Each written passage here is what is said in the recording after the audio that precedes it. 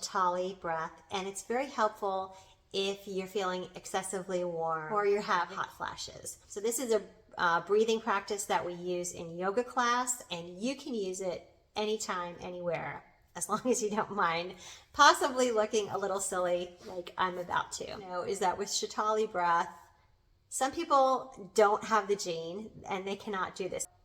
If you can do that, then you can do Shitali Breath. Now, if you can't do that, no big deal. So an alternate version would be just to purse your lips as if you were sucking through a straw like this.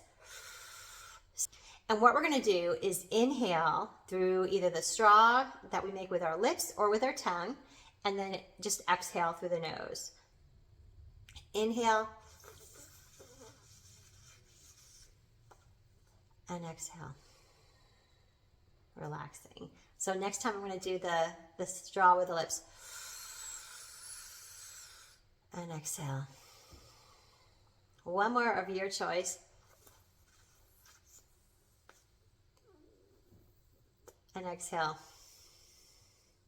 So bonus points for making the silly face with me.